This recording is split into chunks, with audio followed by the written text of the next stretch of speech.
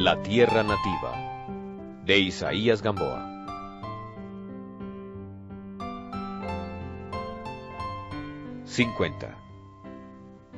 En las desolaciones de su vida errante, tal vez en alguna larga noche de invierno, o en un día de tristeza y de miseria, en las calles de una ciudad desconocida, o en el lecho de un hospital, Andrés, en su imaginación, anhelando descanso, había soñado para su existencia un refugio tranquilo, lleno de amor y de dulzura. Una casita blanca, rodeada de flores, bañada de sol, arrullada por fuentes cristalinas. Y allí, en ese santuario, él, amante y amado, hacer una vida sencilla, de gratas faenas, después de las cuales, sin afán, sin martirios, pudiera entregarse a sus lecturas, a sus versos, al lado de una mujer joven, digna de él. En horas sombrías, su corazón y su pensamiento se habían extasiado en este miraje de felicidad, tan lejano, tan incierto, tan expuesto a las ironías del destino. ¿Cómo podría ser? ¿Cuándo podría llegar? Y he aquí, ahora, cómo la suerte benigna le deparaba la realización de su anhelo. ¿Dónde? ¿En qué sitio mejor de la tierra fabricaría la casa blanca de su dicha, el nido para sus amores? ¿Dónde sino al amparo de los árboles del huerto paterno? Sintiendo, pues, que habían llegado ya los días precursores de lo que él soñó en horas de soledad y de angustia, se dispuso a preparar el advenimiento de la nueva vida. Y en la misma heredad de sus padres, junto a la vieja casa, donde ellos vivieron sus años sagrados, el hijo empezó la construcción del hogar suyo. Allí, bajo el abrigo de unas alas invisibles, de las mismas alas que protegieron sus primeros años. Día a día contemplaba cómo iban elevándose las paredes del edificio. Él mismo dirigía esa obra querida, poniendo en ella toda su inteligencia, toda la previsión del cariño. Al mismo tiempo trazaba los planes de su vida, que debía ser una vida útil y fecunda para él, para los suyos, para la patria. Sentía en su juventud fuerzas desconocidas con que llevar a cabo las empresas de su deber de hombre. Su deber estaba allí. Había llegado el tiempo de dar un objeto a su existencia, todo lo cual estaba ya dulcificado, recompensado de antemano por el amor. Marta era su estímulo, su fuerza. Ella sería todo para él, aliento, fe, ternura, alivio. Ella sería la compañera en la casita blanca, rodeada de flores, bañada de sol, arrullada por fuentes cristalinas. La mujer dulce, bella, buena.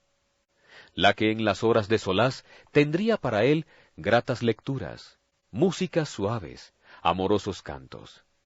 Y él escribiría entonces sus mejores versos, las más hermosas páginas, teniéndola a su lado, sintiendo por encima de su hombro la amante mirada que sigue el fluir del pensamiento. Ella no dejaría de ser artista, él no dejaría de ser poeta. Habían sido absurdas sus ideas de que el matrimonio mata la inspiración y la alegría. Seguros ya de su aventura, con fe en el porvenir y en sí mismos, entregábanse los dos a los más entretenidos proyectos, con aquella cándida esperanza que torna niños a los enamorados. La casa nueva, casi concluida, divisábase ya desde la ciudad, en la falda de la loma de los Cristales. Muchas veces, Andrés, desde las colinas de Río Nuevo, habíale mostrado a Marta en la lejanía esa mansión que se preparaba a su dicha. «Mira», la dijo una tarde, señalándole aquel punto blanco entre las arboledas. «Esa es nuestra tienda, la tienda que el peregrino del desierto ha plantado definitivamente en un oasis. Tú, allí, no dejarás entrar al dolor». Ella, poseída de su misión, cruzó las blancas manos sobre el hombro de Andrés, y apoyada dulcemente las cabezas juntas, permanecieron mirando hacia allá.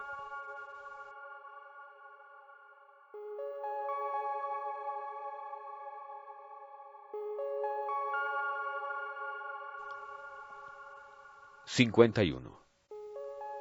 En aquel tiempo sólo llegaban a turbarlo las cartas de lejanos compañeros de letras, que seguían hablándole el mismo idioma que él había conocido y que ya estaba olvidando.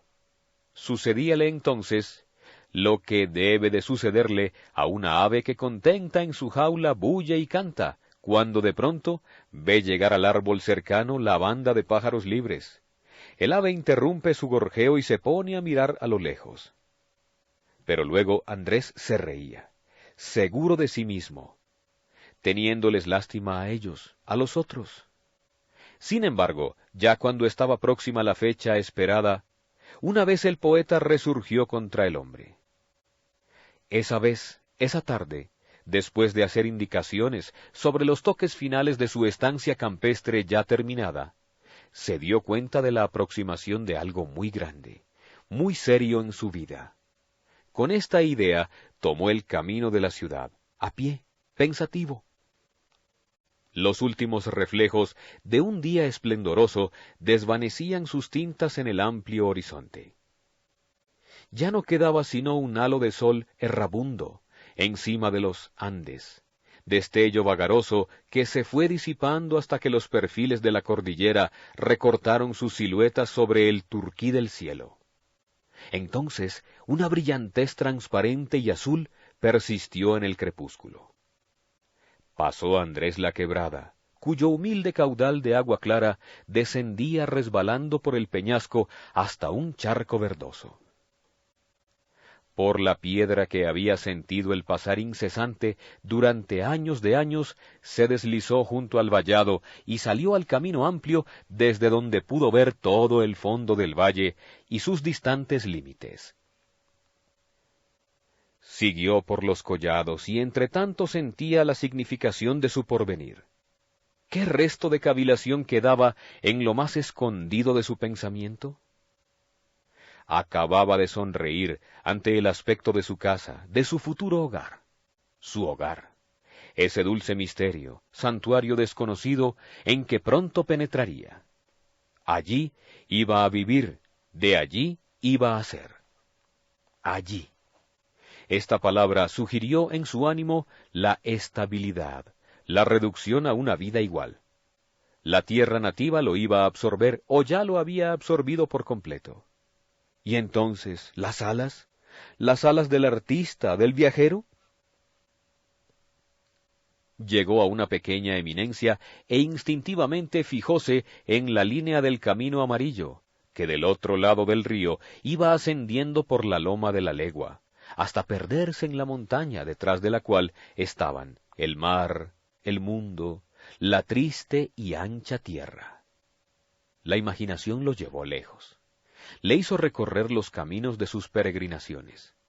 De allá era de donde le llegaban esas cartas turbadoras, con sellos de distintos países, libros de sus amigos, ecos de sus triunfos, detalles de la vida bohemia, tristemente alegre. Seres con quienes había vivido, con quienes había soñado, con quienes había padecido, y ellos, ¿no hacían parte también de su ser? Largamente le absorbieron sus reminiscencias. Cuando advirtió que iba pasando bajo los arbolados de Bellavista que bordean el sendero, ya las sombras se espesaban en las cañadas y en los mortiñales vecinos. En los ramajes piaban los pájaros y de todas partes subían los rumores con que entra la noche. Recordó que por aquellos guayabales había sentido terror, siempre cuando pasaba de niño a esa hora por allí. Le parecía oír quejas, voces bajo los árboles. Aquellas colinas, aquellas quebradas, aquellos contornos iban a ser en adelante todo su horizonte, como si no hubiera más tierra, más vida. Y sin embargo, lejos, en muchas partes, había seres que no le eran indiferentes, con quienes había vivido, con quienes había soñado, con quienes había padecido. ¡Ah! ¿Cuánto une a los corazones el padecer juntos? ¿Cuál iba a ser el destino de todos aquellos compañeros suyos? ¿Encontrarían esos soñadores su ideal? ¿No los volvería a ver? Con el tiempo, lentamente iría dejando de saber de ellos, y ellos también perderían toda noticia de él. Lo olvidarían. No, alguna vez habrían de preguntarse, entre comillas, ¿qué habrá sido de Andrés? ¿Dónde estará? ¿Será feliz? Y él también se acordaría de ellos. ¿Cuándo? ¿En qué circunstancias se acordaría? Quizá en una hora de anhelo, de angustia. Los triunfos, los sueños, la gloria. Se figuró ver a la juventud del pensamiento, subir, escalar una montaña luminosa. ¿Y él? ¿Iba a quedarse abajo, en el valle, en la oscuridad? Miró el horizonte. Una claridad indecisa se oponía en la noche. Era una claridad que bajaba del cielo transparente. Empezaban a titilar estrellas. Apenas se veían las siluetas de las lomas. Los Andes recortaban sus perfiles azules en un fondo diamantino que parecía un alba. Surgió la luna, y se detuvo a contemplar el mundo, la luna blanca y melancólica. Andrés recordó a Marta. Ella había dicho, entre comillas, algo sería más negro que mis ojos y que mis cabellos, el dolor. Fue más tarde a verla, como ya lo hacía siempre. ¿Cuánto has tardado hoy?, le dijo ella, saliéndole al encuentro. Y esa misma noche, cuando lo acompañó hasta la puerta, en el momento de separarse, la amada le advirtió también con acento de queja. Has estado triste, ¿oyes? Has estado triste.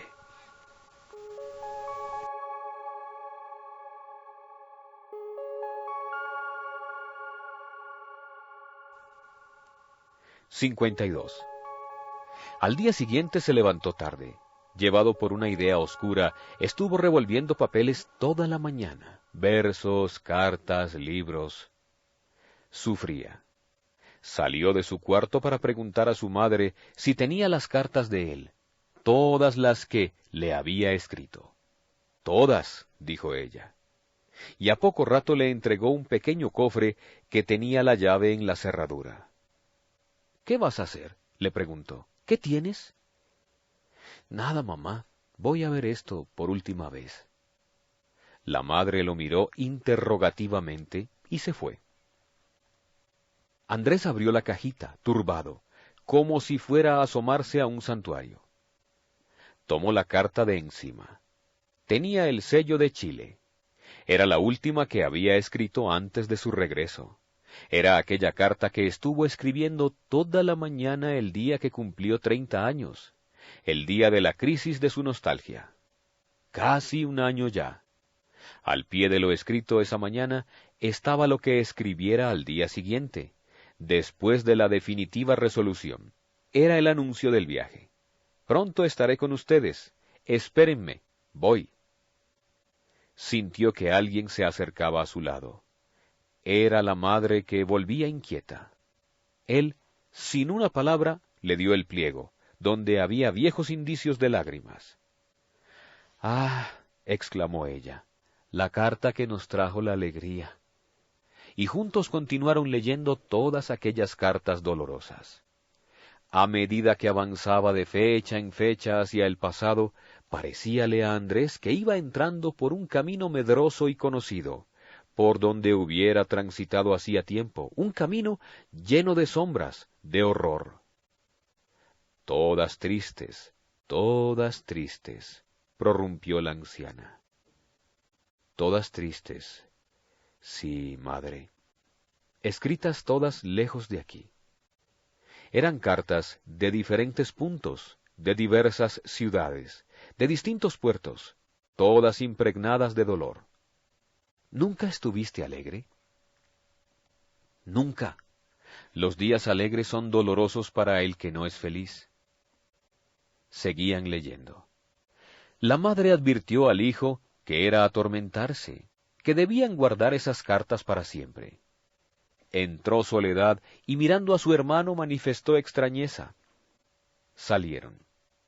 Pero más tarde volvió él, y durante todo el día continuó la lectura. Había incidentes que él ya no recordaba y había los que nunca se pueden olvidar. Siguió leyendo. Y al fin leyó las cartas de 10 años. Quedaron esparcidas, amontonadas en el escritorio, en el suelo, alrededor de él, como espumas de ondas muy amargas. 10 años. Andrés calculó toda la tristeza de ese tiempo y sintió la impresión de que estaba asomándose a un abismo muy negro, muy hondo. En el fondo de ese abismo había pasado él los años de su juventud. Sumido en la recordación, perdió la conciencia de la realidad. Creyó que estaba todavía, proscrito y solo, yendo por aquel camino de sombras, de horror. Puso las manos sobre el escritorio y sobre las manos apoyó la cabeza. En torno suyo, por todo el cuarto, estaban esparcidas, amontonadas las cartas, espumas de ondas tan amargas. Con los ojos cerrados, vio la cima de la desolación. No, allá no bajaría otra vez, nunca, nunca. Púsose en pie, como para apartarse de una orilla en que podía caer. No, nunca, otra vez allá, no. ¿Era ese el camino de la gloria? ¿Era esa la dicha de la libertad? La triste y ancha tierra. Tenía la cara palidísima, el mirar extraviado, los cabellos revueltos, como después de una lucha. De pronto dio a su semblante una expresión de energía, de alto ánimo. Era el héroe que otra vez triunfaba de sí mismo. Aquellos 10 años estaban muertos, él definitivamente redimido. El retrato de Marta, adornado de flores, parecía sonreírle. Esa sonrisa de amor debía iluminar su vida, para siempre.